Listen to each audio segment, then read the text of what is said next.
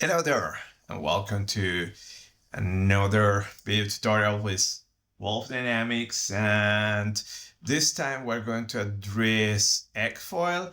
In particular, we're going to address how to compile XFOIL. We already have a playlist in our channel. We show how to use it and what you can do with that, and also we get you a little bit now familiar with the theory. This time, let's see how to compile it. Now we receive a few requests because you can download XFOIL from the website. Here you have now the link and the video description. Also, you have it. But that is executable for Windows. For Linux and for Mac, you need to compile it. So we're going to show you how to do it. Have in mind that depending on your Linux distribution, you might find already the RPM, the precompiled binary. Also for Mac, you might find it already around. But in the case that you don't have it or you're just interested in how to do it, this is what we're going to do here. So you can download the latest version, will be this one, 6.99 if I'm not mistaken. So download that. We're going to work in Linux. The instructions should be the same for Mac. You need the compilers, and actually for Windows also. But for Windows, you already have the precompiled binary. So here already download that. I'm working on my virtual machine. I'm using OpenSUSE 15.6, as I will recall. And let's extract everything. So there I have my command line, extracted everything. Let me go inside the directory, and you're going to have the readme files, and actually you have all the instructions there. Okay, but they are not very straightforward. I want to clarify a few things just to show you how to compile everything, because if you do it the first time, you're going to get into trouble. Personally speaking, I got into those problems. And actually, I haven't compiled this in a while. I always use it in my Windows machine, so I have no safety net. So hopefully I'm not going to make mistakes. So forgive me now for that if I make some mistakes, or if I stop in one point and reducing. So let me enter there. So as I said, you have the instructions here. Follow them. You feel free to read everything. So the first thing that it will ask you to go into this directory. So let me go here and also here. We're inside, and then inside this directory, read the other readme file. So follow the order of the readme file. It is important. I want to point out something that actually you don't need to do this compilation, but let's do it, okay? So again, just read the instructions, everything. Here you have some comments that what is happening there is, a little bit of the theoretical aerodynamic, what are the Falconer scan equations. So basically that's what you're doing, compiling a routine to generate those profiles and so on. So see here that this is what it's telling you to do. Open that file, the OSMAT F. Where are you? I don't see it. When you see this DP means double precision and something important. It's something important, okay? Actually, I don't see my OSMAT. Okay, oh my god, I don't see that file. What is that bloody file? OSMAT.fb. Okay, sorry, I was in the wrong directory. Remember, you need to go into SRC. So see that, yeah, no rehearsal. There you go.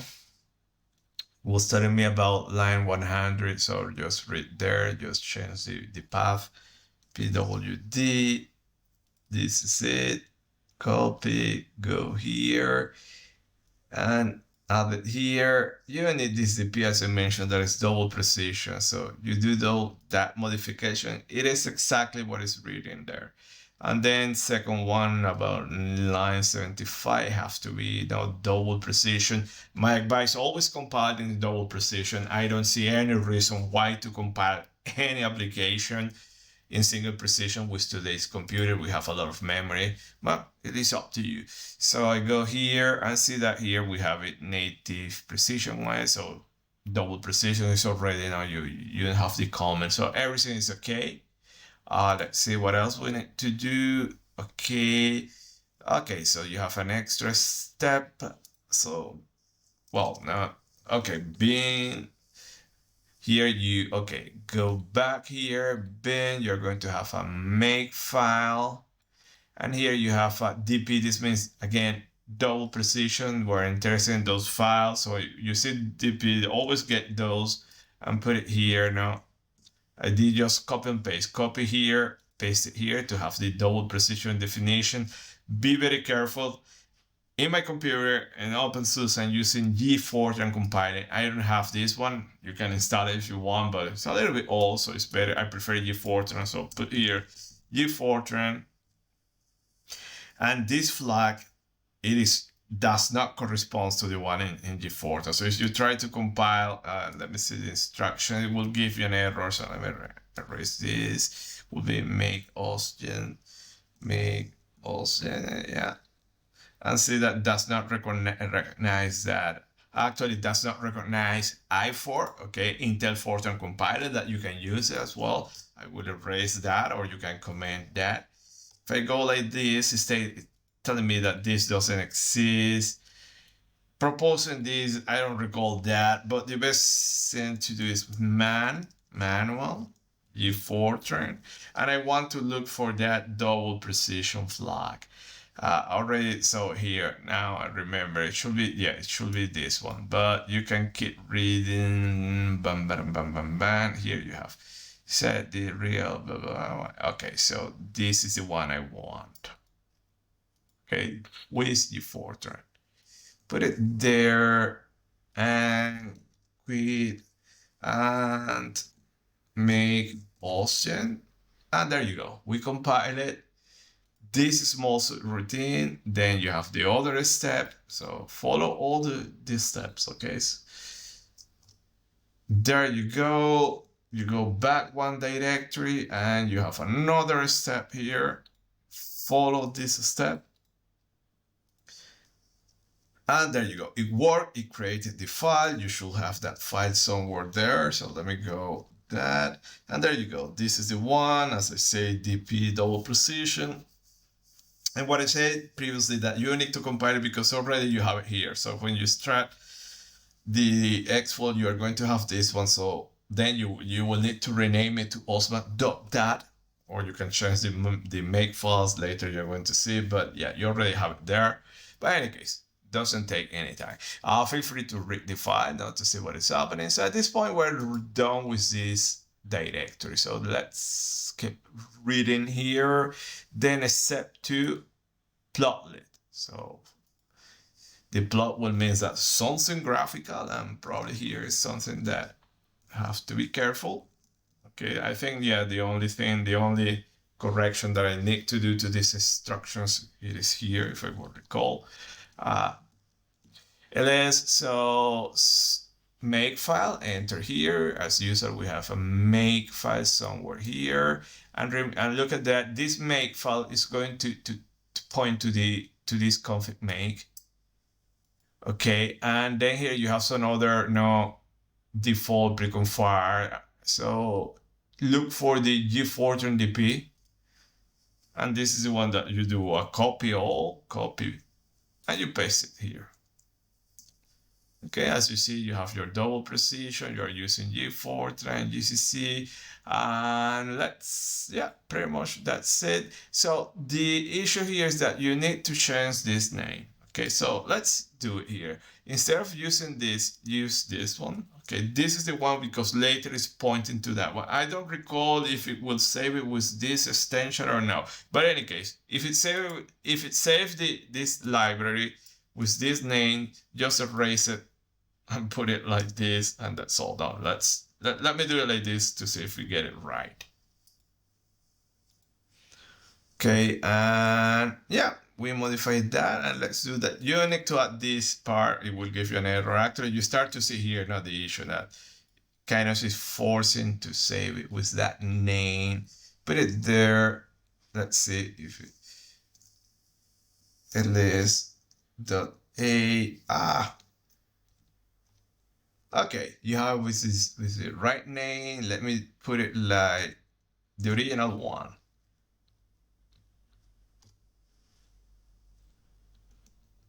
Let me erase. Okay, now make, you can do make clean.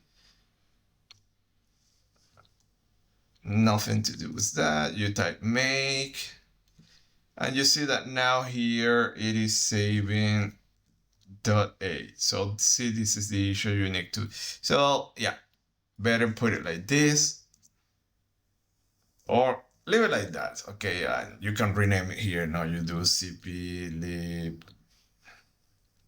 I hope you got the point. And that's it. So you can rename it here, and then you're going to have the right one, or you just leave it like that and rename it here. Okay. This, to use this command, actually you need to have the same name here. I just realized that right now, but okay, we did it. Boom, boom, boom, boom, boom. We have the ls.a, .a. We have it there, everything perfect. And now we go to bin binary. So here we're going to compile XFOIL and some extra apps. As user, you have makefile, and you're going to have two versions. So you use the Fortran copy if you are using the gedit, or you do cp whatever in the terminal. So pretty much here you need to change anything, so everything is okay. And hopefully, let's look at that, is pointing to this file, what I was mentioning. So be careful about that _dp. So you need to have the right files, otherwise it's going to give you problems. It's going to run, but you are not going to have the GUI, the graphical interface, that later I'm going to show you that we're going to test it. So at this point, we can go make XFOIL. So see that you have already flagged there, double precision, everything is correct. And there you go, we should have XFOIL. It will give you this error. Honestly, I know why you have that error, because actually you have the executable there, XFOIL. So I think it's pointing to the directory. So actually, let me go here. And I think by default, it will install everything in some default directories. And that is what is giving problems. See, okay, here, bin dir. And I think this is what is giving problems, but it's not an issue. Okay, so I don't care. It works for me, no. Then let's do make ppplot or pplot. Okay, make pplot. Fantastic. Another error, don't care. pxplot. ls, and you will see now the green ones are the executables that we just compiled, and that's it. You have everything. In theory, you have a XFOIL, and now let's run this case. So XFOIL, and there you go. So it run. Let me load an Airfoil. So I'm not going to talk about how to use it. We have the videos. Probably we're going to prepare a new playlist, just an update. NACA, and I want a 2412. So generated, I recall ppar, and there you go. Graphical user interface working. We have the panels and everything, and voila, you have all XFOIL compiled. Question mark, you have all the instructions. I want to enter into operational mode. Question mark, you have all the options here. One thing that some people ask that, well, sometimes I have this one, I cannot see what I have on the background, so you need to click on that screen, so in this window. So be careful, and sometimes might happen not due to the configuration. You do something and it's something like this. So you are doing the operation is working, but you don't see what is happening. So actually, to show you, for instance, if I go alpha 1, it did something. I have a solution, but you don't see it because it's behind now this window. So remember that you have a window, so move it and you're going to see the result. Okay, be careful about that. A lot of people ask me about that. Seems stupid, but yeah, it might happen.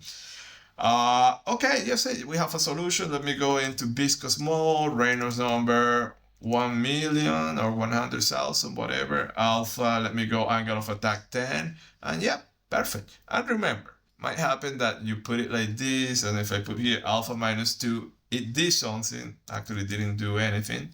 There it did something, but you don't see it. Oh, let me go like this, we'll run a few more iterations, but because you have it on the back, it's not putting no in the front automatically. And that's it. This is how you compile Airfoil. Remember, it's pretty much follow the instruction, but be careful. This is the one that gives you problems. Now, so many people also ask me, oh, how do I compile it? Why don't I get this GUI? Even if I get the right results in my terminal, I don't see the GUI. Well, there you go. Maybe you forget this one to update this. So this is it. Thank you for your attention. See you next videos. Bye.